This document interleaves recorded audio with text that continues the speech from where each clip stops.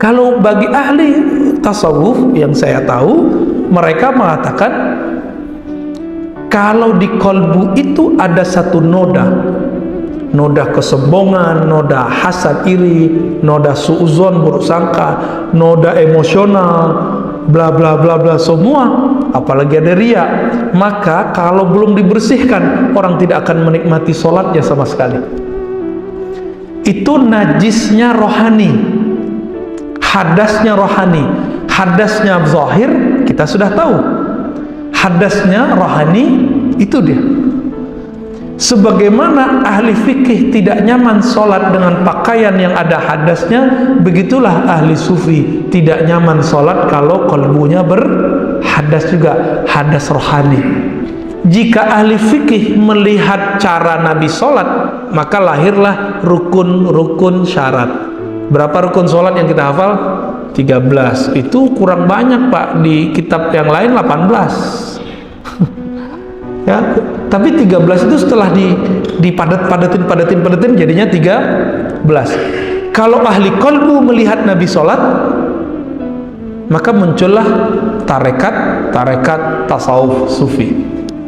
Jadi ini tidak bertentangan, tapi ini ilmu saling memperkaya. Tapi orang hari ini ingin mengadu-ngadunya, gitu ya. Maka muncullah kata Imam Ghazali dalam kitab Ihya Ulumuddin, beliau mengatakan jika ilmu fikih melainkan mazhab, gunanya ma'rifatus sahih wal batil, mengetahui ibadah ini benar atau ibadah ini batil. Sahih benar, sah kalau syarat rukunnya lengkap. Tapi bapak ibu ini sholatnya sudah lengkap, tapi kok nggak nyaman juga di hati, ada yang kurang. Apa yang kurang? Nah, yang kurang itu bukan bab fikih yang bisa mengetahuinya, yang kita sebut tasawuf. Tapi tasawuf itu namanya diperdebatkan, itulah masalahnya. Jadi apa itu ilmu tasawuf? Ilmu agar mencapai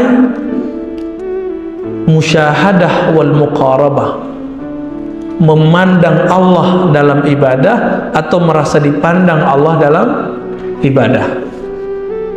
Itu Pak ujungnya. Dalilnya ini, anta'budallah ka'annaka tara. Engkau ibadah seakan merasa memandangnya jika tidak merasa dipandangnya. Nah, ini ketemu nggak di fikih? Kalau belajar sunnah bid'ah ada nggak di situ? Nggak ada. Justru kalau belajar sunnah bid'ahnya kelamaan, kebanyakan sholatnya mulai dari awal takbir sampai akhir mikirin sunnah bid'ah mulu. Akhirnya teman-teman kita sibuk dengan mikirin itu, mikirin imamnya bid'ah lah, samping kiri kanannya bid'ah. Kapan khusyuknya? Melihat imam.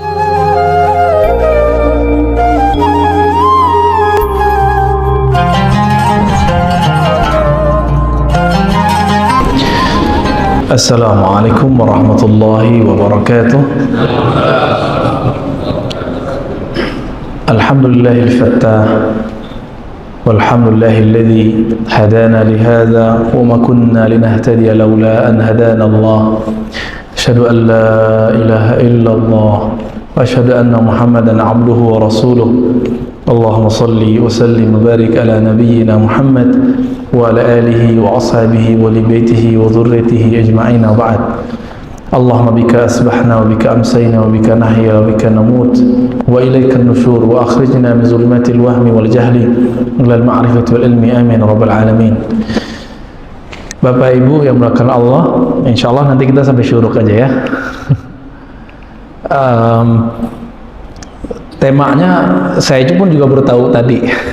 Jadi tema itu saya serahkan saja ke teman-teman kita. Saya bilang saya siap gitu aja ya. Thariqah sufi dan aliran kebatinan. Nggak usah langsung ke dalam, kita mulai dari basic dulu. Kalau dalam hukum Islam ada namanya mazhab. Ketika Nabi bersabda, al-Islam an tashhada an la ilaha illallah wa tuqimas salat wa tu'tiyaz zakah wa tasuma ramadan wa tuhajjal bait liman istata'a ilaihi sabila. Ini hadis kan ada di Bukhari dan di Muslim ya, tapi yang riwayat ini tidak Muslim. Iman Islam itu engkau syahadat, salat, zakat, saum, puasa, lalu haji. Hadis ini kan begitu aja. Tapi jangan salah Pak, hadis ini melahirkan lebih dari 100 ulama mujtahid. Satu mujtahid buat satu mazhab, namun yang bertahan sampai hari ini cuma 4 mazhab. Dan mazhab itu muncul di kalangan ulama-ulama salaf, ulama 3 abad pertama. Maka mengikuti ulama mazhab itu tidaklah bid'ah. Begitu ulama mazhab salah satu sunnah yang menghubungkan kita dengan Nabi SAW.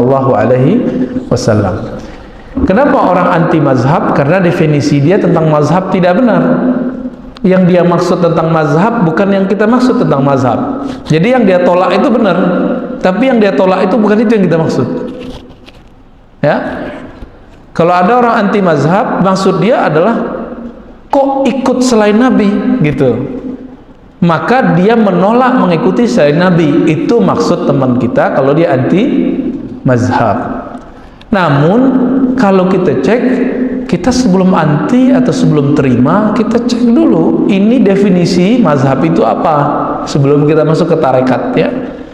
Mazhab itu adalah pemahaman para imam setelah mengkompilasi, mengumpulkan riwayat-riwayat hadis-hadis Nabi dalam memahami kitabullah. Begitu juga amal-amal para sahabat. Jadi mereka kumpul, lalu mereka lihat mana yang kuat, mana yang lemah. Yang kuat diambil, yang lemah ditinggalkan. Jadilah Imam Malik membuat ijtihad di daerah Madinah. Kemudian Imam Syafi'i, beliau orang Mekah, pindah ke Madinah, terus ke Baghdad, ke Yaman, balik lagi ke daerah Arab, ke Baghdad lagi, terus terakhir ke Mesir. Maka mazhab Syafi'i memang sangat tidak saklek Pak, dan sangat cocok untuk orang-orang timur, tapi kurang cocok untuk orang-orang barat, termasuk Islam barat, kayak Afrika bagian barat, Maroko, itu cocoknya Maliki, pas sudah. Kalau di daerah Eropa itu cocok Maliki, bahkan Hanafi lebih cocok. Perbedaan-perbedaan itu bukan buatan imamnya, tapi emang riwayatnya beda, hadisnya beda, sanadnya beda, hasilnya ijtihadnya beda. Ya, ini perlu diluruskan. Jadi mazhab bukan agama ciptaan imam, tapi pemahaman imam terhadap riwayat-riwayat Nabi SAW memahami kitabullah. Kalau ada orang baru tamat S1 memahami hadis dan Al-Quran, lebih keren atau yang S2? Ini secara kan banyak juga yang S1 pinter, ini tapi secara pendidikan aja dulu. Kita nggak perlu mikir, biasanya S2 pasti lebih pinter dari S1, S1 lebih pinter dari tamatan SMA, ya pasti. Namun ada kok anak SMA lebih pinter dari S1, ada, tapi itu jarang. Sekarang hukum umum aja dulu. Ada orang memahami mazhab, memahami fikih, dia S2, lebih bagus dari S3 atau S3 yang lebih bagus? S3. Ada S3, ketemu profesor, mana yang lebih keren? Profesor. Begitulah terus. Sekarang ada orang yang tidak tahu dengan dirinya sendiri. Wa fi anfusikum afala tubsirun. Apa dalam dirimu, apakah kamu tidak memandang, memperhatikan, menyadari kelemahanmu, kekuranganmu? Apa yang harus kita sadari? Contohnya nih, kebetulan di masjid ini kan tidak ada kunut, tapi jangan salahkan kunut. Kenapa? Kan ada ustadz yang mengatakan, ada da'i mengatakan kunut itu bid'ah, hadisnya dhaif. Loh, kunut bid'ah, hadis dhaif, hubungannya apa? Itu tidak tepat. Bid'ah itu sesuatu yang tidak ada dalilnya. Kalau masih ada dalilnya, dia tidak bid'ah. Masalahnya kita tidak memakai hadis itu. Hadisnya ada dua macam. Satu Nabi berkunut subuh, satu Nabi tidak berkunut. Karena hadisnya ada seorang sahabat Nabi menegur anaknya yang berkunut. Hai anakku, muhdas gitu. Muhdas, begitu kalimat hadisnya. Hadisnya sahih. Shallaitu khalfa Rasulillah. Aku sholat di belakang Nabi, di belakang Abu Bakar, Umar, ya, radhiyallahu taala anhum. Wala yaknutun, mereka tidak kunut. Tapi kunut apa ini? Karena kunut ada tiga macam: kunut witir, kunut subuh, atau kunut nazilah. Nah, ini pemahaman mazhab itu mendetailkan itu, Pak. Mendetailkan yang orang berbeda. Kalau ada orang bilang bid'ah, berarti dia tidak sadar. Ini orang nggak nyadar, dia sedang membid'ahkan salah satu ulama salafus saleh, Imam Syafi'i. Ada yang lebih pintar dari Imam Syafi'i. Imam Syafi'i itu gurunya Imam Ahmad. Imam Ahmad tidak berkunut, bukan berarti dia anti Imam Syafi'i. Dia nggak merasa pintar juga dari Imam Syafi'i, bahkan dia merasa Imam Syafi'i lebih pintar dari dirinya. Ketika Imam Ahmad gaib dari ngaji ke Imam Sufyan, Imam Sufyan ini gurunya Imam Syafi'i, tapi kemudian Imam Ahmad hadir di majelis Imam Syafi'i, diejek sama orang, ente kenapa gaib dari majelis ulama yang lebih senior? Apa jawaban dia? Lau fatani aqlu hadzal fata ma wajadtuha abadan. Kalau aku ketinggalan kecerdasan ulama muda ini, yaitu Imam Syafi'i, aku tidak akan dapat pemahamannya dimanapun kalau dia mati. Tapi kalau aku ketinggalan kajian hafalan hadis, samaan hadis bersama Syekh Al-Imam Sufyan, aku kan bisa tanya sama kamu. Kamu sekali dengar hafal, tapi kamu tidak sekali dengar faham gitu. Jadi tidak semua orang mendengar faham. Kalau Imam Syafi'i selain menghafal, beliau mengajarkan cara memahami. Dan kami berutang banyak kepada 2 guru, 3 guru lah ya, untuk masalah fikih dan hadis. Guru kami Syekh Ali Mustafa Yaqub untuk cara memahami hadis-hadis rumit, digabungkan, ini bertentangan tidak, dan itu luar biasa sekali. Beliau mengajarkan kami detail sekali. Terakhir bukunya judulnya Cara Benar Memahami Sunnah, dan itu luar biasa dalam 2 bahasa Arab lalu diterjemah ke bahasa Indonesia. Orang Indonesia nulis bahasa Arab, Pak, masih ada, masih banyak ya. Nah, dalam bab al-Islam, hukum Islam, muncullah mazhab. Hukum Islam itu ngomong apa? Sah dan batal, sunnah dan bid'ah. Ini sholatnya sah nggak? Tapi apakah semua sholat yang sah diterima oleh Allah? Bisa dicek, Pak. Itu bisa diketahui. Kita bisa tahu. Kita mempersembahkan sesuatu ke seseorang, kita tahu ini diterima atau enggak. Apalagi lagi kepada Allah. Allah itu maha luas, bisa bahkan lebih dekat daripada urat nadi. Pasti lebih gampang untuk ngeceknya. Gimana cara ngeceknya? Gitu ya. Maka muncullah kata Imam Ghazali dalam kitab Ihya Ulumuddin. Beliau mengatakan, jika ilmu fikih melahirkan mazhab, gunanya ma'rifatus sahih wal batil, mengetahui ibadah ini benar atau ibadah ini batil. Sahih, benar, sah kalau syarat rukunnya lengkap. Tapi Bapak Ibu ini sholatnya sudah lengkap, tapi kok nggak nyaman juga di hati, ada yang kurang. Apa yang kurang? Nah, yang kurang itu bukan bab fikih yang bisa mengetahuinya, yang kita sebut tasawuf. Tapi tasawuf itu namanya diperdebatkan, itulah masalahnya. Apa kata teman kita? Tasawuf nggak ada di zaman Nabi. Ya kalau begitu banyak yang nggak ada di zaman Nabi. Ilmu hadis nggak ada di zaman Nabi, ilmu tauhid nggak ada di zaman Nabi. Cuma Nabi bertauhid, Nabi sumber hadisnya. Ilmu fikih nggak ada di zaman Nabi. Fikih di zaman Nabi itu semua ilmu keislaman. Tapi fikih zaman sekarang cuma ngomong sah dan batal, sunnah dan bid'ah. Apa kata Nabi?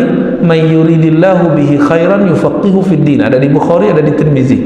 Siapa yang Allah kehendaki untuk mendapatkan kebaikan dunia akhirat, Allah mudahkan dia faham ad-din. Yufaqih, Allah faqihkan dia, Allah buat dia ahli fikih agama. Fikih di situ bukan fikih yang kita pahami sekarang. Sudah berubah. Ya, sudah berubah. Ilmu tafsir ada nggak di zaman Nabi? Ilmu tafsir muncul setelah ilmu hadis. Ilmu hadis lebih tua dari ilmu tafsir. Ini nggak ada urusan sebenarnya. Oleh karena itu muncul lagi pertanyaan baru supaya kita mengerti ibadah ini lebih dekat diterima atau ditolak oleh Allah. Muncullah kalimat hadis Nabi, al-ihsan an ta'budallah ka'annaka tarah. Kan tadi ada Islam, ada iman, ada ihsan. Islam itu ibadah zahir, iman itu ibadah akal, sedangkan ihsan itu engkau ibadah seakan ngobrol sama dia, merasakan dia di depanmu, berbicara kepadamu. Udah begitu belum, Pak? Ya, belum ya, bicara sama tembok ya. Ini yang membedakan antara ihsan, kemudian ilmu ihsan itu melahirkan tasawuf. Al-Islam melahirkan fikih. Karena istilah tasawuf itu diperdebatkan, muncullah teman-teman kita biar nggak debat, kasih istilah baru. Tazkiyatun nafs kah, muhasabah kah. Tapi itu kan istilah lebih baru lagi.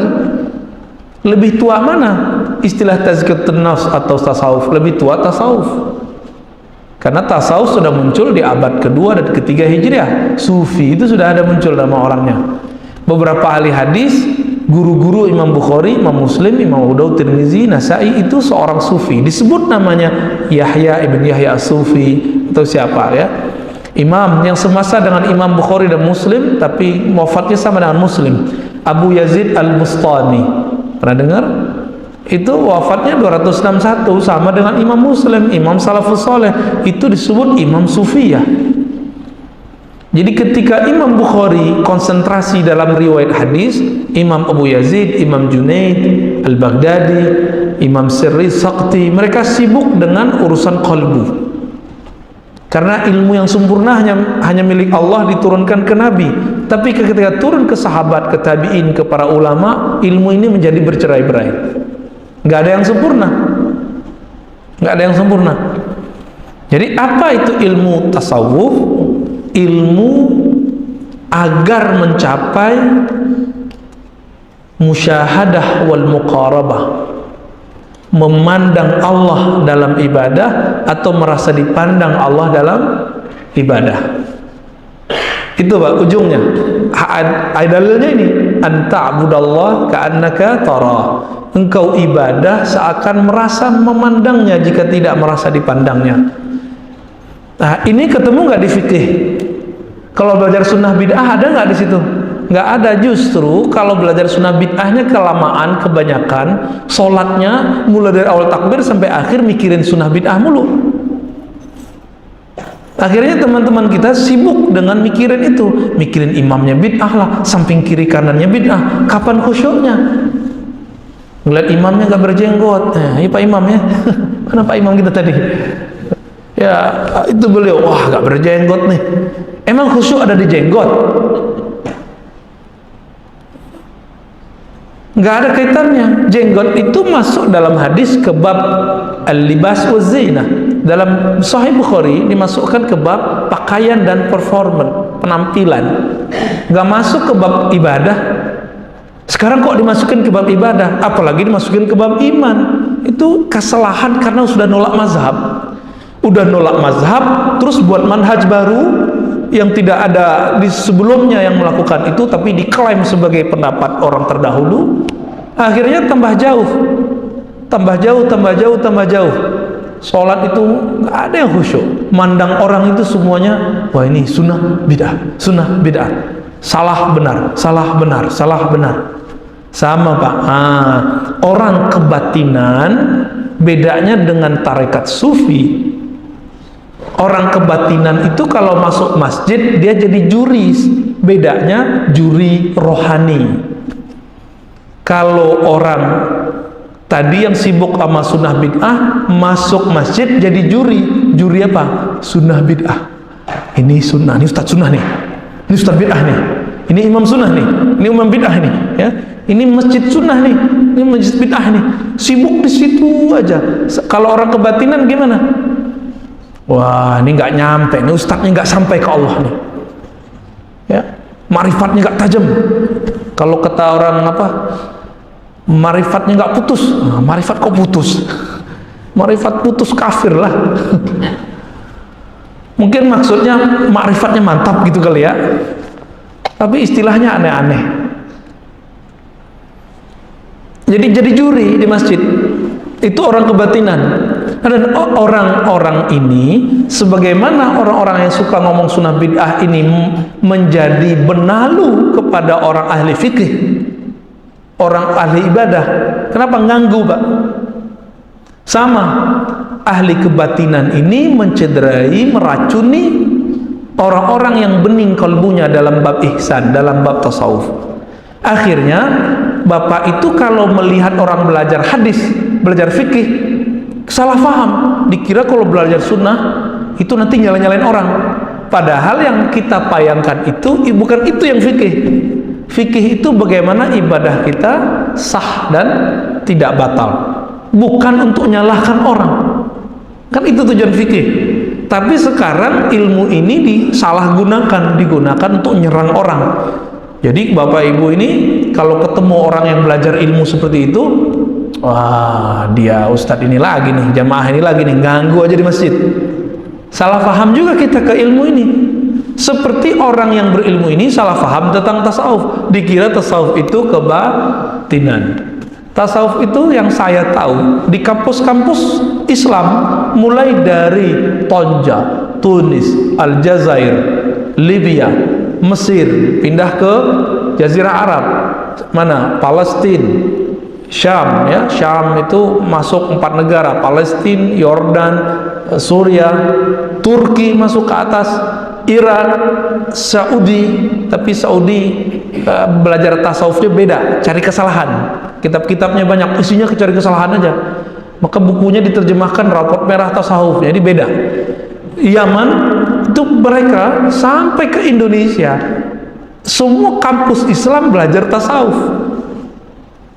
Cuma bedanya ada yang nyari kesalahan, ada yang emang ingin cari kebenaran, nyari-nyari kesalahan gitu ya, jadi juri. Dan pengalaman kita, orang-orang yang jadi juri ini, yang suka-suka nyari kesalahan ini, biasanya punya persepsi awal yang udah salah, lalu dia babat habis. Ada kesalahan kecil dianggap besar, kesalahan satu oknum dianggap besar. Sama ini dua kelompok ini, baik orang yang tidak senang sama ustadz-ustadz yang ngomong sunnah bid'ah, ataupun ustadz sunnah bid'ah yang ngomong tentang tasawuf. Contoh, ada seorang ustadz ya di Jakarta sana ngomong tasawuf itu hanya zindik. Wah, main pukul habis saja, Pak. Tasawuf itu tidak ada kecuali kezindikan. Untuk apa dia ngomong begitu? Dia nggak melihat dirinya zindik nggak? Apa arti zindik, Pak? Zindik itu bahasa Persia lama masuk ke Arab, artinya khuruj minat ta'ah, lari dari ketaatan. Orang yang fasik itu tazandaka. Dari mana kalimat ini? Biar kita gabung, Pak. Jadi ilmu Nabi itu kan datang satu paket. Saya sering membacakan hadis ini, pasti masih ingat sebagian ya. Sallu kama ra'aitumuni sholli. Ini hadis gak ada di Muslim tapi adanya Bukhari. Sallu, solatlah kamu seperti kamu memandangku solat. Betapa baiknya Nabi. Nabi nyuruh kita sholat hanya sebatas pandangan kita. Maka hadis ini membuka celah untuk munculnya mazhab, tarekat. Kenapa? Berdasarkan yang kamu lihat. Udah lihat Nabi belum? maka kita butuh penghubung antara kita dan Nabi, kita sebut sanad, silsilah. Bahasa kitanya guru. Tapi ama beberapa orang gak boleh ikut guru. Loh, kalau gak boleh ikut guru gimana kenal Nabi? Gak boleh ikut guru selain dirinya. Kalau dirinya boleh. Kan aneh itu ya, ambigu. Kalau guru orang lain gak boleh. Kalau mazhab orang lain gak boleh, mazhab dia boleh, dia ganti nama, bukan mazhab namanya bagi dia. Nah, inilah ya, problemnya mereka ya. Apa kata Nabi? Sholatlah kamu seperti kamu melihat aku sholat.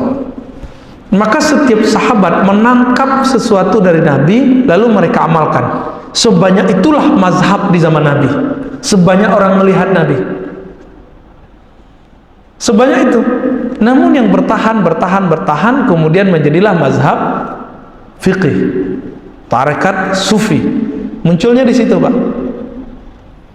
Jika ahli fikih melihat cara Nabi sholat, maka lahirlah rukun-rukun syarat. Berapa rukun sholat yang kita hafal? 13. Itu kurang banyak, Pak. Di kitab yang lain 18. Ya, tapi 13 itu setelah dipadat-padatin jadinya 13.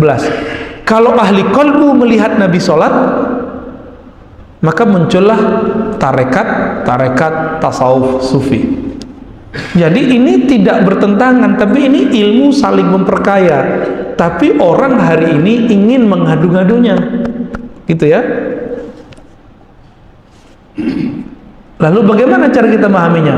Nabi kok nggak ngomong gini ya? Sallu ka salati. Salatlah seperti aku salat. Oh, bahaya, Pak. Kalau kita salat disuruh seperti Nabi salat, salat kita batal semua. Ya enggak? Salat kita batal semua. Maka salat Bapak Ibu yang punya guru, ikuti cara gurunya mengajarkan. Gurunya bukan punya guru, gurunya punya guru. Ini disebut dengan sanad yang mutasil bil fi'li. Disebut juga musalsal bil fi'liyah, mengikuti gerakan guru. Jadi walaupun kita sudah nggak tahu sanadnya, kalau alhamdulillah kami mempelajari sanad sholat, kita pelajari, Pak, kami kan Nabi Sallallahu Alaihi Wasallam. Namun guru-guru kita kan kalau kita cek nanti ketemu gurunya, oh si fulan dulu ngaji di Mekah.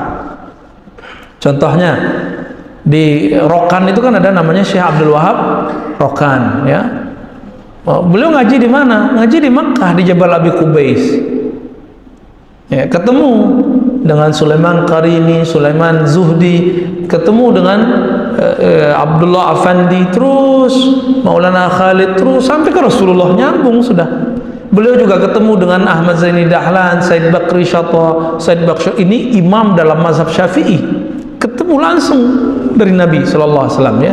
Cuma beberapa. Tapi orang kita karena tidak semua ahli sanad, kan yang harus ngerti sanad saya, Pak. Bapak Ibu nggak usah ngerti sanad. Yang wajib tahu itu saya, karena itu fardu kifayah. Cukup tahu beberapa orang, yang lain sudah gugur. Tapi kalau nggak ada yang tahu, semuanya kita dosa. Ya, kalau saya alhamdulillah kita menghafalkan, Pak, sanad kita dari kita sampai ke Rasulullah, kita hafalkan yang penting-penting. Sanad akidah, sanad fikih, sanad zikir, sanad tasawuf. Makanya saya nggak berani membid'ahkan tasawuf karena ada sanadnya.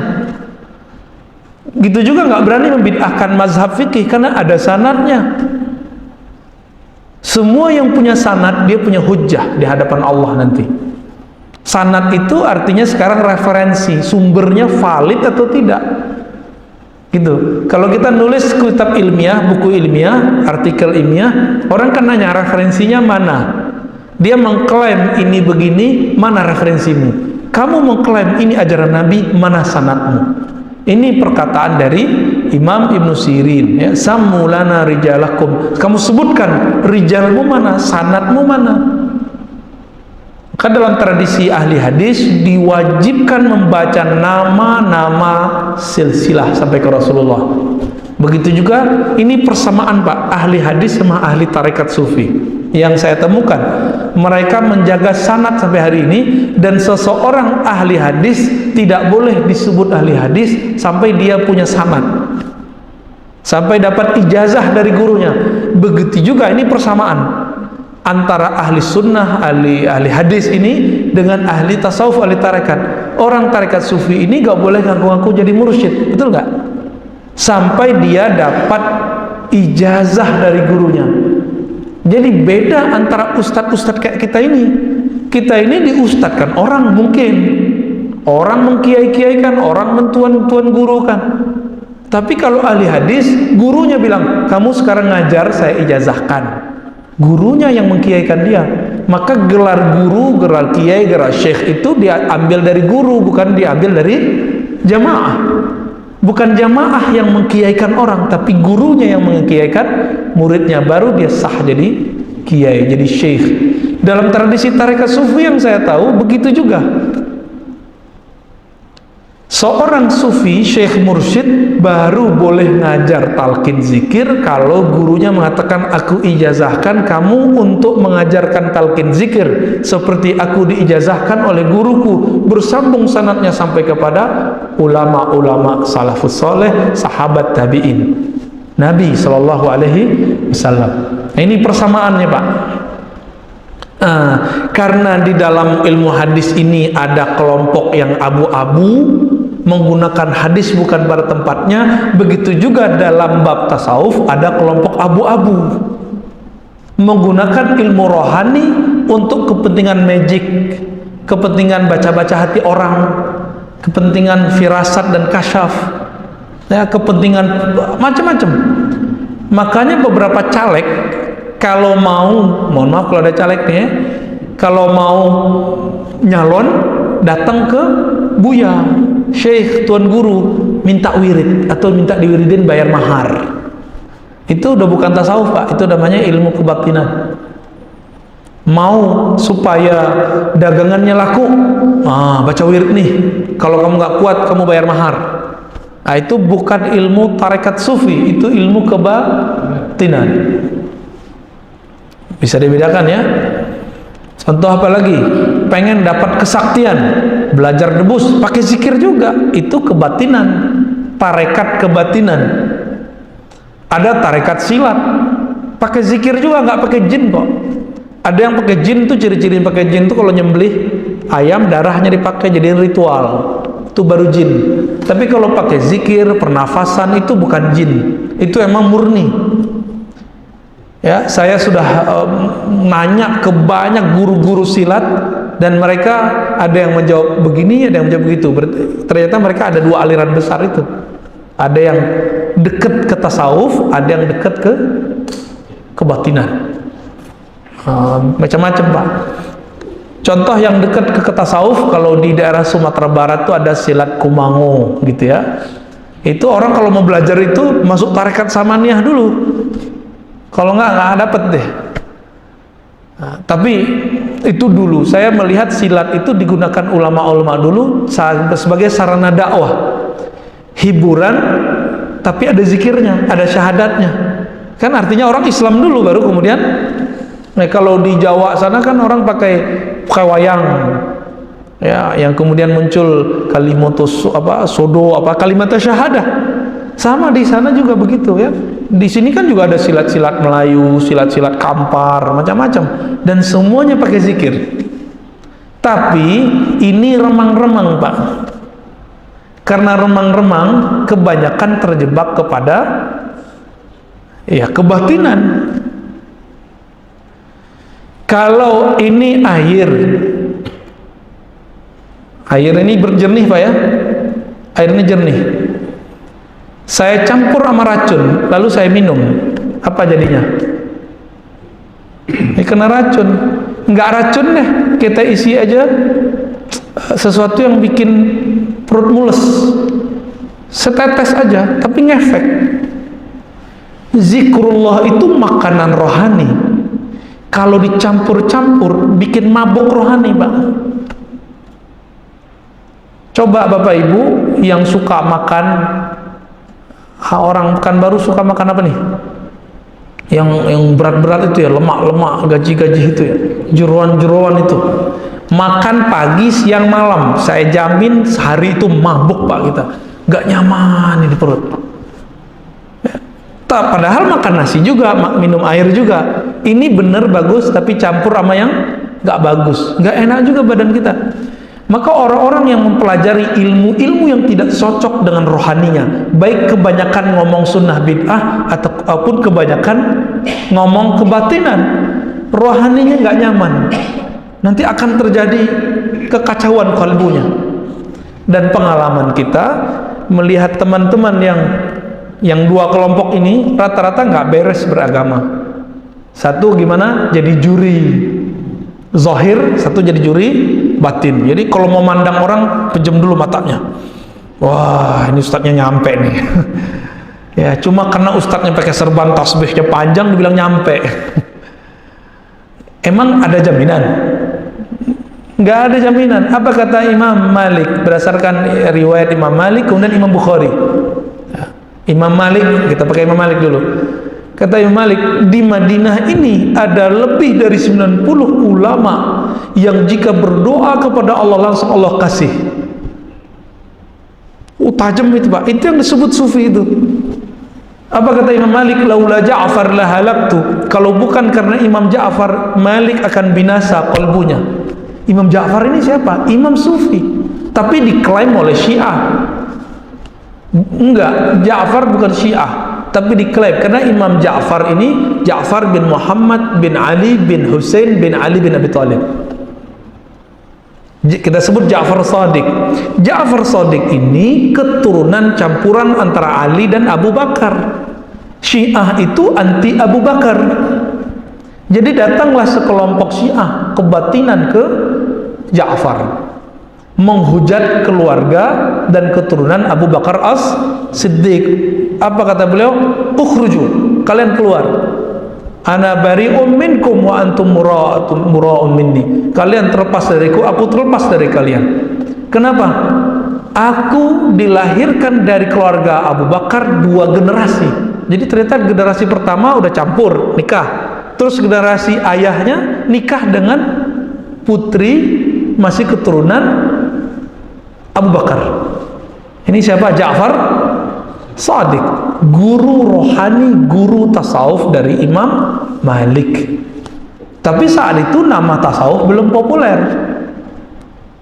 Kalau kita kurang percaya, buka kitab Hilyatul Auliya karya Imam ahli hadis yang sangat mengerti ajaran salafus soleh tanpa ngaku-ngaku, pakai sanad dia. Hilyatul Auliya, dia mulai imam tasawuf itu bukan dari Imam Junaid, tapi imam sufi itu bagi dia pertama adalah nabi. Nabi sendirilah yang mengajarkan tasawuf.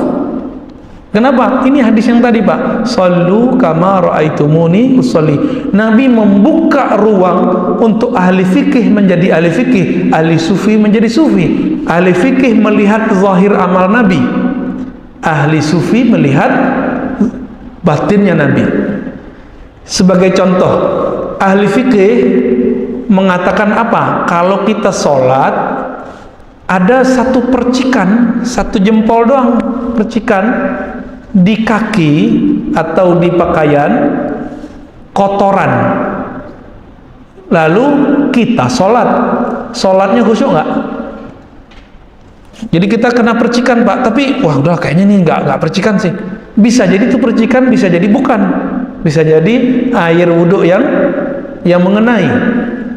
Tapi ragu, kita paksakan takbir. Mulai dari awal takbir sampai assalamualaikum, apa yang terjadi? Ingatnya apa? Ya ini percikan najis atau bukan, najis atau bukan, najis atau bukan.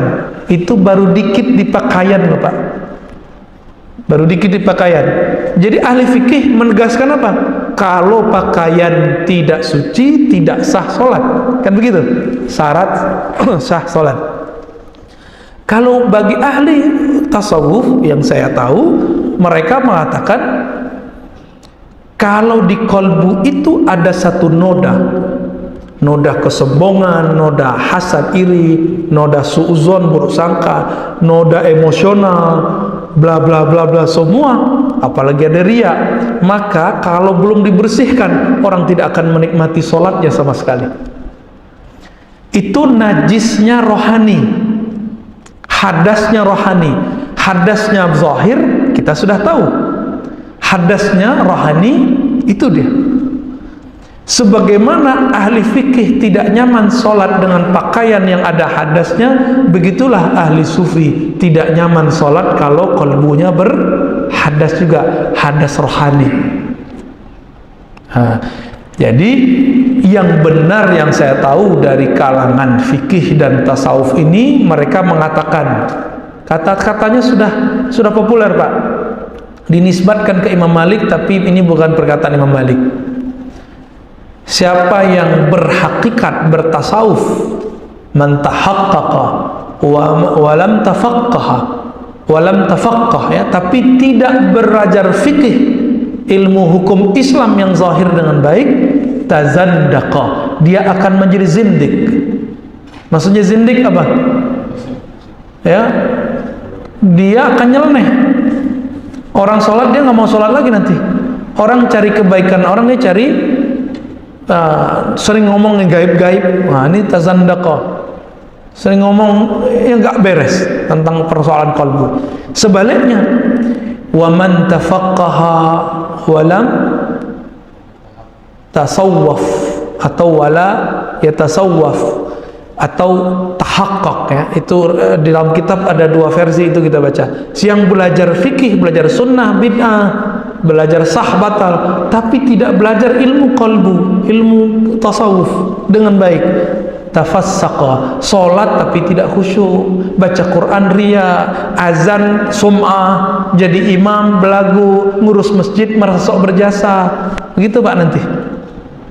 Itu akibat dari belajar agama yang zahir tapi meninggalkan yang batin. Jadi dua ini warisan Nabi. Oleh karena itu ulama kita bisa dibagi tiga jenis keilmuannya. Ini sebagai penutup. Pertama, ulama ahli fiqih, mengetahui hukum yang zahir. Hukum yang zahir itu sah dan batal, atau sunnah, bid'ah, halal, haram ya. Sedangkan ulama yang kedua itu ulama ahli aqidah, mengetahui kebenaran dan kebatilan, kesalahan dalam bab aqidah. Ulama yang ketiga, ulama ahli qalbu, kita sebut ahli qalbu, ahli tasawuf atau ahli tarekat sufi. Semua mereka itu tidak diakui sebagai imam, sebagai syekh, sebagai ustadz, sebagai mursyid, kecuali mereka punya sanad atau punya izin dari gurunya. Sebagaimana sarjana agama nggak boleh ngaku-ngaku kecuali sudah dapat ijazah dari kampus. Sarjana fisika dapat ijazah dari kampus, apalagi sarjana akhirat Pak. Sarjana bagian ilmu kerohanian nggak punya ijazah, sesat semua kita. Nah, inilah problem kita hari ini. Orang banyak langsung jadi guru, jadi ustadz, jadi dai sebelum izin dari gurunya. Kalau ngajar Quran kita nggak usah cari izin guru. Selesai mengajar sama orang kita boleh ngajar. Tapi kalau bab yang sudah deep, mendalam, amik, dia mesti ada sertifikasi. Kan ini dipakai secara formal, kognitif dipakai di kampus-kampus, di lembaga-lembaga pendidikan. Padahal itu sudah dilakukan oleh ulama-ulama ahli sanad dari dulu. Jadi kalau di sini ada orang aku jadi mursyid tarekat, pasti dipertanyakan sama mursyid yang tua, kamu siapa yang mengijazahkanmu? Di mana kamu suluk? Di mana kamu bertarekat? Di mana kamu berriyadhah? Gitu. Apa amalanmu? Diinterogasi Pak. Seperti cerita teman kita Ustadz Maulana Farhan yang jemaah tabligh, masuk huruf jemaah tabligh ke Aceh, ketemu keturunannya Syekh Mudawali di Labuan Naji. Itu kan punya pesantren besar. Ditanya, kamu ngaji di mana fikihnya? Apa kitabnya? Di mana kamu ngaji? Contoh masalah kamu apa? Disebutin Pak. Akidahnya apa? Tasawufnya apa? Ditanya semua lengkap. Oh, kalau begitu pemahaman kita sama. Ya sudah, saya kasih rekomendasi. Maka beliau kurus masuk ke masjid mana aja, cukup tunjukin tanda tangan dari keturunan Syekh Mudawali ini. Sakti juga Pak. 10 hari nggak ada yang nolak. Oh, Syekh Mudawali, muridnya, anaknya, keturunannya, langsung masuk. Nah, begitu Karena beliau seorang mursyid, seorang ahli fikih, seorang ahli akidah. Dia terima ilmu ini dengan silsilah, dengan ijazah, maka dia hanya izinkan orang masuk yang berijazah. Sama, bisa nggak ngajar di kampus tapi gelarnya nggak MA atau doktor? Nggak bisa ya. Begitu juga tidak boleh masuk kampus rohani kalau tidak punya gelar mursyid. Dikira begitu ya. Sudah syuruk Pak. Sudah ya? Cukup untuk tanya jawab 10 menit boleh. Ya, silakan kalau ada tanya jawab, diskusi. Kalau Bapak ada yang hajat, tafadhol, silakan duluan ya. Ya, tafadhol Pak. Assalamualaikum warahmatullahi wabarakatuh. Sekarang yang paling bermasalah dari beliau yang salah ini itu seperti yang katakan tadi, dia selalu mereferensi kepada Ustaz Nasruddin Albani ya, Syekh Albani. Dan dia juga menyusun kitab hadis yang berbau itu yang memang menggunakan kitab. Tetapi yang jadi pertanyaan itu selalu ada masalah dan kesalahan. Nah sekarang pertanyaan saya, apakah memang Syekh Nasruddin Albani ada dulunya Ya, kenapa dia berani mengklaim ini benar, kamu salah? ya, kemarin daurah kita pernah bahas ya beberapa menit. Nah kita ulang di sini Pak ya, karena tidak semua Bapak Ibu ini ikut daurah kemarin, daurah ahli sunnah. Syekh Albani, ini pertanyaannya, apakah benar berguru atau terputus? Nah kita sudah jelaskan, Syekh Albani punya guru tapi tidak banyak. Punya sanad satu dari Syekh Raghib At-Tabbagh, juga guru dari Syekh Yasin Al-Fadani, ahli hadis di Mekah. Beliau itu dikabari oleh seorang syekh namanya Mubarak. Kata Syekh Mubarak, Syekh Raghib ini ada anak muda namanya Nasruddin Albani, imigran dari Albania tapi pinter, peneliti. Waktu itu beliau masih tinggal di Suriah, belum ke Yordan. Kan Syekh Albani ini dulu bekerja benerin jam Pak. Orang benerin jam itu teliti nggak? Maka ketelitian itu bakatnya pindah ke membaca hadis.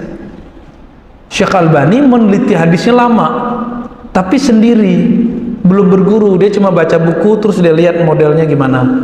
Dalam ilmu hadis beliau tidak berguru, tapi dalam ilmu bahasa, ilmu fikih beliau punya guru. Fikih beliau belajar ke ayahnya, tapi kemudian beliau menentang ayahnya juga dalam banyak hal. Karena ayahnya bermazhab, dia anti mazhab. Mazhab ayahnya Hanafiyah, dia anti. Orang Hanafiyah itu berakidah Maturidiyah Asy'ariyah, membolehkan tawassul. Sedangkan Syekh Albani mengharamkan tawassul, menyesatkan Asy'ariyah. Padahal Asy'ariyah itu ulama ahlu sunnah.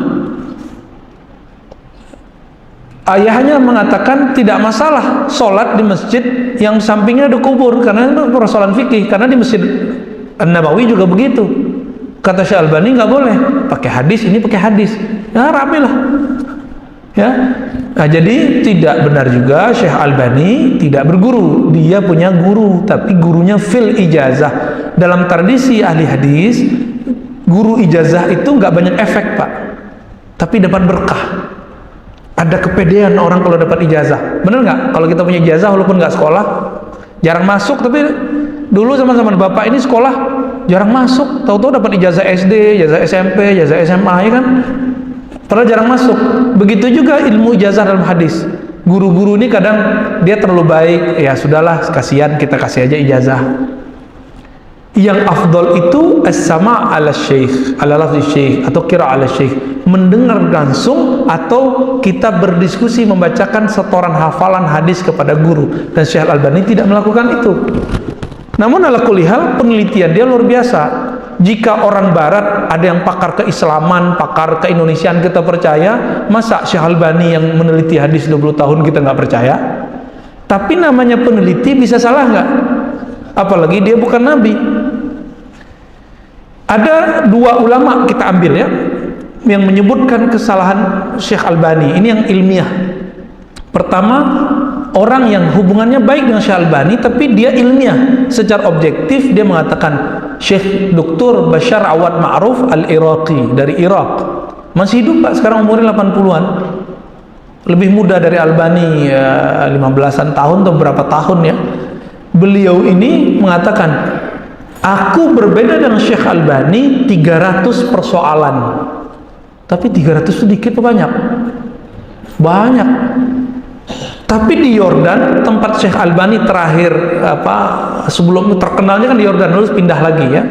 Di Yordan ada Syekh As-Saggaf, siapa namanya? Hasan bin Ali As-Saggaf, nulis Tanaqudat Albani Al-Wadihat, kerancuan pemikiran Syekh Albani yang diikuti Salafi ini, wadihat yang sangat jelas. Jilid pertamanya udah 1000 kerancuan menurut dia. Contohnya gini, satu bab dia bilang sahih, hadis yang sama nanti di buku yang lain dia bilang dhaif. Dikoleksi sama Saggaf ini. Tapi saya juga nggak kenal Saggaf ini ahli sunnah atau dia Zaidiyah ya. Kita nggak tahu apakah dia nyusup ke ahli sunnah. Tapi kritik dia itu bagus, cerdas. Namun saya ngobrol dengan guru saya Syekh Ahmad Darwis dari Mesir, itu As-Saggaf itu gimana Syekh? Apa kejadian gitu Pak? Gitu. Artinya apa? Dia nggak seneng ya? Hadza yaruddu syarr bisyarr. Menolak orang yang buruk dengan cara yang buruk gitu. Jadi dia neliti bagus, tapi kalimat-kalimat yang digunakan kasar. Seperti Syekh Albani sangat kasar terhadap ulama-ulama. Ini salah satu kekasaran Syekh Albani Pak. Dalam kitab Sifat Salat Nabi, di footnote dia menyebut ulama yang taklid mazhab. Ulama taklid mazhab itu kal an'am, seperti binatang. Itu ada ya, cetakan Al-Maktab Al-Islami itu. Saya nggak percaya diulang lagi, ini bener nggak sih gitu. Dan dia mengkritik banyak ulama Imam Suyuti dikritik, apalagi cuma seperti orang-orang sezaman dia. Dulu ada yang dia kritik pedas itu Syekh Al-Ghumari, cuma karena masalah Sayyidina dan masalah Assalamu alaika ya ayuhan nabi. Bagi Syekh Albani gak bener, gak boleh baca Assalamu alaika, yang bener Assalamu alan nabi. Itu aja udah beda Pak. Maka cara sholatnya Syekh Albani sedikit beda dengan cara sholatnya kita, tapi rakaatnya masih sama ya, rakaatnya masih sama. Kalau rakaatnya beda, wah itu gawat lagi tuh. Syekh Albani nggak sampai ke perbedaan rakaatnya, dia cuma cara kaifiatnya yang beda. Nah, jadi Syekh Albani peneliti hebat dalam ilmu hadis. Namanya peneliti, sehebat apapun ada kesalahan. Tadi ada yang menyebutkan 300, ada yang menyebutkan 1000. Kali nanti ada yang nyebutin 10.000, nggak tahu kita ya. Atau mungkin ada nanti yang bela, ternyata sudah ada lagi yang bela. Begitulah ilmiah. Ilmu itu di muayyid wa yu'arid ya. Dikuatkan, yu'ayyad ya, dikuatkan, atau yu'arad alaih, atau ditolak, dikritisi, itu biasa. Namun kita ini kadang nggak siap untuk diskusi itu. Dikritik dikit langsung panas, dipuji dikit langsung terbang ya. Ini masalah kita gitu Pak ya. Syekh Albani rahimahullah, semoga Allah merahmatinya. Karena saya tertegun Pak, walaupun di buku itu dia bilang ulama mazhab yang bertaklid seperti an'am, binatang ternak, tapi di ujung saya terenyuh. Dia nulis, aku berdoa berharap semoga Allah mengumpulkan aku bersama ahli hadis di hari kiamat. Membaca itu kita terenyuh, niatnya benar ya. Ya semoga Allah menutup aib kita semua ya. Ya, silakan Pak. Assalamualaikum warahmatullahi wabarakatuh. Assalamualaikum. Tentang kajian awal tadi tentang kebatinan dan tarekah. Ya, saya sengaja nggak dalam-dalam Pak ya. Ya. Karena kalau kita minta bantu sama jin seperti tadi itu jelas salah kan, hilang. Tapi dengan yang tadi kebatinan tarekah bagaimana? Karena di situ ragu-ragunya kan meminta sama Allah. Maka ya tidak ada yang salah katanya. Di mana duduknya? Apakah kalau itu juga sudah syirik atau dilarang? Kalau yang seperti ini gimana? Tarekat Sufi itu sudah dirumuskan dari abad ketiga Hijriah, sudah fix sampai sekarang. Cuma namanya aja yang berubah-ubah. Tarekat itu kan kurikulum, Pak. Kurikulum tarekat Naqsyabandiyah, kurikulum Naqsyabandi. Tarekat Samaniyah, kurikulum Samaniyah. Qadiriyah, kurikulum. Itu kurikulum nggak keren kecuali yang ngajarinnya yang keren. Ya, sekolah pakai kurikulum 2013, tapi ecek-ecekan sekolahnya nggak bagus. Sekolah pakai kurikulum biasa aja, tapi sistem yang diterapkan oleh kepala sekolahnya, guru-gurunya bagus, disiplin. Itu yang bagus, Pak. Maka al-ibrah laisa bil ismi. Kita menghukumi bukan dengan nama-nama, tapi kita lihat isinya siapa gurunya. Gitu. Jadi saya tidak akan meremehkan seorang thariqat Naqsyabandi karena dia punya kesalahan. Tapi kita cek, oh yang salah ini dia. Sama seperti orang mazhab salah, bukan mazhabnya yang salah, dianya yang salah kok. Contohnya gini, ada orang belajar sifat 20, habis itu nggak sholat di masjid. Dia bilang apa? Cukup di rumah aja. Itu yang salah sifat 20-nya atau orangnya? Gurunya yang salah, Pak. Gurunya nggak benar. Masa belajar sifat dulu, ujung-ujungnya nggak perlu sholat di masjid, sholat cukup di rumah aja. Berarti orang begini harus diselamatkan. Ajarkan lagi sifat 20, ajak dia sholat di masjid. Ada orang belajar thariqat terus nggak mau lagi, ngapain? Sholat jamaah di masjid. Kenapa? Cukup eling-eling. Yang salah thariqatnya atau guru yang ngajarin? Kurikulumnya udah bener, tapi waktu dia menerapkan kurikulumnya ketinggalan banyak. Saya meneliti juga kitab-kitab tasawuf, ya. Imam Muhammad Al-Khani misalnya dari Damaskus itu menulis syarat merasakan wusul ilallah, sampai kepada Allah, itu adalah berakidah ahlus sunnah, bermazhab fikih yang 4. Gitu, Pak, syaratnya.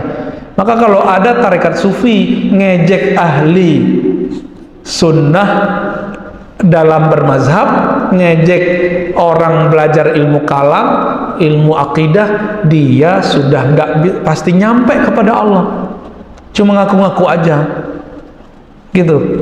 Jadi yang mengenai cara itu sudah fix. Di Quran kan ayatnya kan bertebaran gitu aja, Pak. Ayat taubat, ayat zikir. Akhirnya orang tanya. Ada orang bertanya ke Ibnu Taimiyah rahimahullah, Imam Salafi. Ternyata Imam Ibnu Taimiyah ini punya guru, murid dari muridnya Syekh Abdul Qadir Jilani.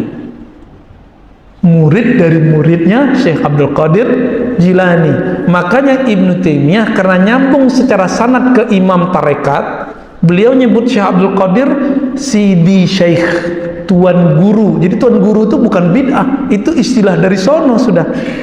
Kalau sufi menyebut gurunya qaddasallahu sirrahu, semoga Allah sucikan rohnya, sirnya.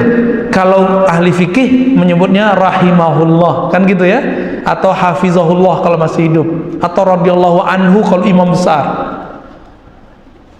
Ini enggak pakai qaddasallahu sirrahu. Dalam hal ini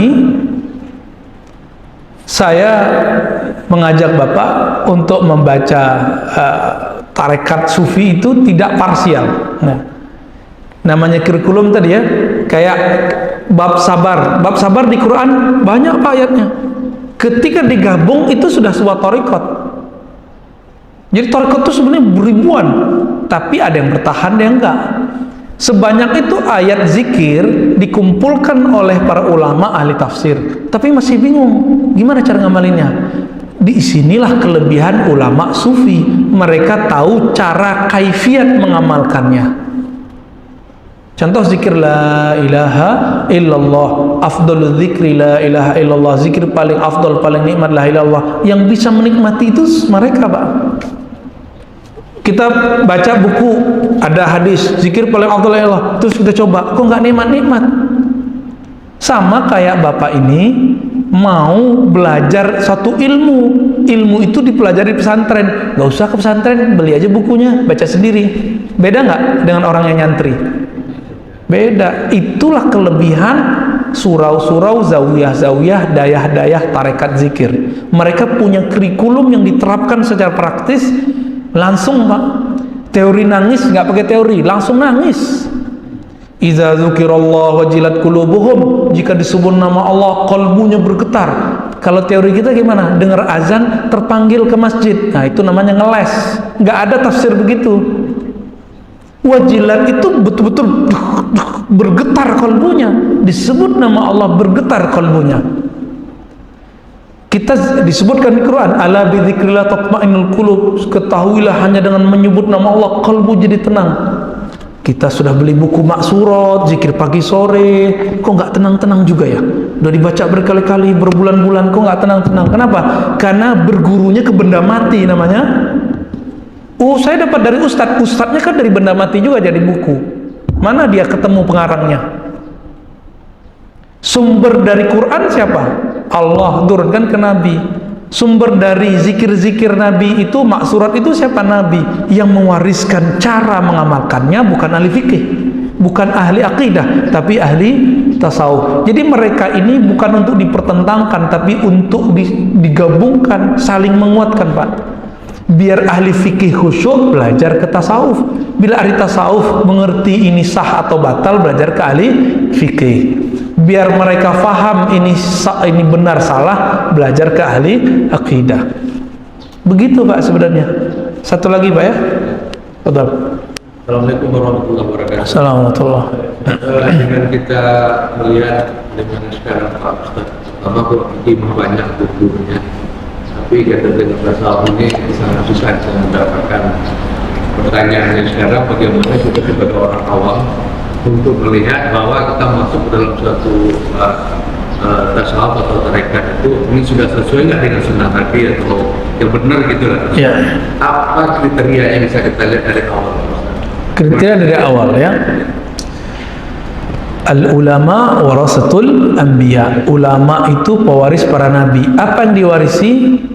Bukan serbannya, bukan sarungnya, tapi akhlaknya dan ilmunya.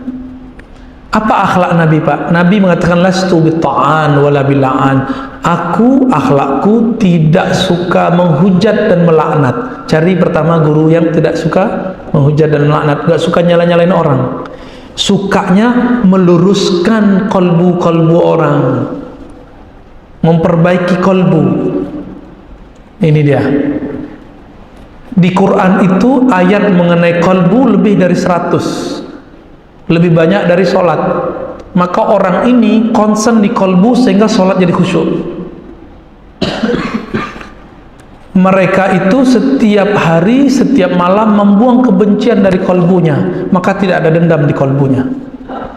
Banyak juga mursyid tarekat, dia dapat ijazah tapi kemudian iri, dengki, ya itu belum beres itu ya. Mungkin masih proses menuju mursyid yang ideal. Lalu gimana? Sudah akhlak, lihat ilmunya. Ilmunya dia berguru ke siapa, Pak? Ilmu itu nggak bisa diklaim. Sekolahnya di mana, gurunya siapa? Nggak mesti tamatan Timur Tengah atau tamatan IAIN, UIN. Yang penting gurunya siapa. Maka kita boleh bertanya, maaf Tuan Guru, kalau boleh cerita, Pak Tuan Guru dulu belajar zikirnya di mana? Jangan bilang gurumu siapa. Wah, itu siapa yang boleh nanya gitu, Pak? Yang boleh nanya gitu itu kalau kita lebih tinggi. Ya, ketemu ada kelompok yang aneh-aneh, kita tanya, kamu gurumu siapa? Tapi kalau kita sebagai orang yang sedang mencari, kita boleh bertanya baik-baik. Nah, kalau gurunya faham, oh dia senang itu, Pak. Wah, ini lagi mencari guru nih. Gitu. Jadi lihat akhlaknya, lalu lihat ilmunya. Nggak cukup, jangan tertipu sama akhlak. Karena kebatinan juga akhlaknya bagus-bagus, Pak. Ya, kita ketemu orang-orang nggak sholat itu eling-eling itu bagus akhlaknya. Oh, bahkan non muslim pun banyak yang bagus akhlaknya. Bagus akhlak belum tentu kolbunya benar, karena bisa jadi itu dibuat-buat, tasannu'at, ya, takallufat. Dan yang terakhir, Bapak istikharah. Istikharah Pak kalau mau berguru. Kata Nabi, min sa'adatil mar'i ayyastakhira ila Allah fi amri. Salah satu ciri orang sukses apa saja, mau berguru, mau bekerja, mau berpendidikan, dia beristikharah sebelum memulai urusannya. Fi amri, dalam urusannya, malah bukan sebelum, bahkan saat. Berarti ya, hampir tiap hari dia istikharah sampai ketemu guru yang pas. Pertanyaannya, untuk guru zikir udah istikharah belum? Cari Pak, beristikharah. Saya aja nyari guru itu beristikharah berkali-kali. Sampai kemudian guru itu banyak, semuanya ngaku dia mewariskan ilmu Nabi. Mana yang mau kita pilih? Istikharah. Kadang ilmu ini bagus tapi nggak cocok sama kita. Istikharah Pak. Istikharah bukan hanya untuk nikah. Kita kan istikharah untuk nikah doang. Ya, maka Bapak Ibu ini kalau nikahnya cuma sekali, istikharahnya cuma sekali seumur hidup. Kalau yang 2 kali, 2 kali. Gitu Pak ya. Saya sengaja nggak berbicara deep karena saya kalau bicara tasawuf yang terlalu mendalam biasanya pakai bahasa Arab supaya la yusyarikuna man laisa minna, biar nggak ngomong kecuali yang ahli. Ya, maka kita setiap Ahad sore di Jakarta sana kita buat kajian membaca teks-teks tasawuf tapi dalam bahasa Arab, menjelaskannya pakai bahasa Arab supaya nggak asal ngomong. Artinya saya mensyaratkan orang memahami teks tasawuf itu mampu bahasa Arab. Tapi untuk belajar zikir nggak mesti bisa bahasa Arab. Untuk baca teks tasawuf biar nggak salah paham, wajib mengerti bahasa Arab. Biar nggak salah paham, biar kita tidak mengkafirkan ulama yang tidak kafir. Ya. Terakhir Ustaz. Enggak, supaya lebih dengan jauh kita sama. Paling tidak karena kita juga jauh jaraknya. Bukunya apa yang sudah mendekati, mungkin Pak Ustaz sudah baca lebih Tentang tasawuf yang bisa jadi pedoman buat kami. ada buku karya ulama Suriah, judulnya Haqa'iqut Tasawuf. Hakikat tasawuf sudah diterjemah oleh Kisti Press, saya ingat saya.